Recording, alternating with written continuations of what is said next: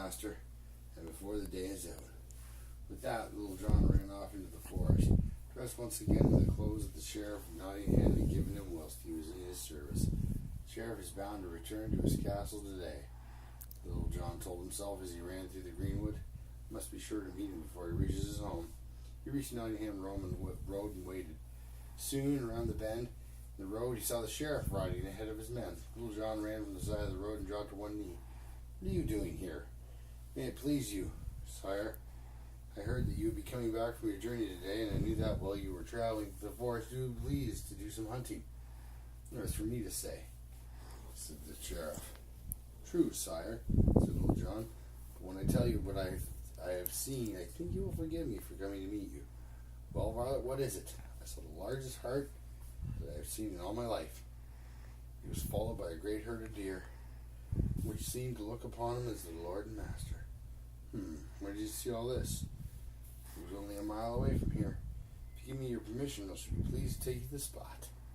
"I will go with you," said the sheriff. "I can promise fine sport, sire," Little John assured him. "I shall come alone," said the sheriff, "might make a return to the castle." Little John had guessed from the beginning that the sheriff would not be able to resist hunting this great stag, for he is well known as a keen hunter. What?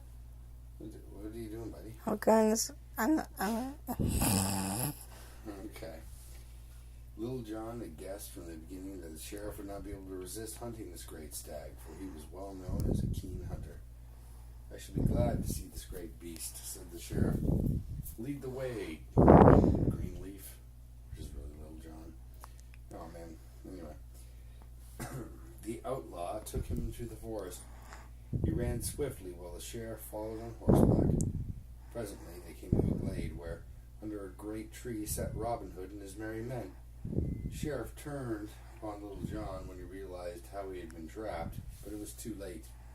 Robin's men came forward at once and demanded that the sheriff should dismount. "This is an honor," exclaimed Robin delightedly.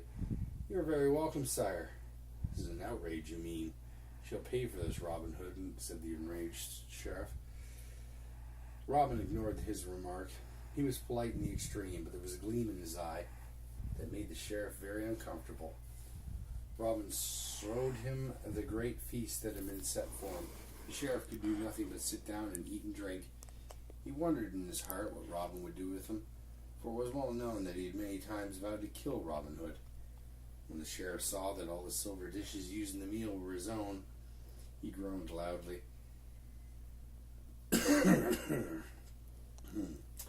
Then, to make matters worse for him, he looked up and saw his own cook serving up the meal for him. He had a poor appetite that day. "You have trapped me. You have robbed me of my silver, and my own cook has joined you. What are you going to do with me?" "I think I shall make you wear the same dress as my merry men," laughed Robin. He ordered his men to take off the sheriff's clothes and to dress him in Lincoln green. Then he insisted that the sheriff should stay with them and see how they lived. The sheriff's protests were of no use. As evening came, Robin made the sheriff lay down with the men on the ground. The sheriff turned and twisted all night. He could get no sleep. By the time the morning came again, he was ready to make Robin any promise he chose. "You shall stay with us for a year," declared Robin. "Robin Hood will do anything but that. I must ask you for mercy." "Would you have shown me any mercy if you had caught me?" asked Robin. "None at all," said the sheriff. "Well, at least you're frank," smiled the outlaw. "What shall we do with this man? We don't want his money. We don't want his life, as he did ours." Many of the men had said that the sheriff should be treated as he would have treated Robin if the tables were turned. But Little John stepped forward and addressed the crowd. "If he had wandered our way and been caught by us, it would have been different. But he was brought here through a trick. We should not kill a man I've led into a trap. We have his silver, and we have his cook. He has learned what merry men we are. Why not make him promise to leave us alone in the future and let him go free?" They all agreed that this was fair, and Robin turned to the sheriff. "You came here as our enemy, but we do not wish to take your life. We'd rather turn you into a friend. You are in our power, and as you can see, we can easily kill you, but we will spare you. Yet we think it fair that you should swear friendship to us forever if we let you go free." The sheriff was astonished and relieved. "It was more than I would have done for you," he said, "but I see that you are a man, and I will be your friend as you ask.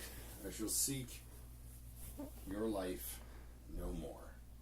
So Robin Hood and his merry men sent away the sheriff, who kept his promise loyally, but often as he sat at his table and missed all his fine silver, he wondered how he could free himself of his promise to Robin.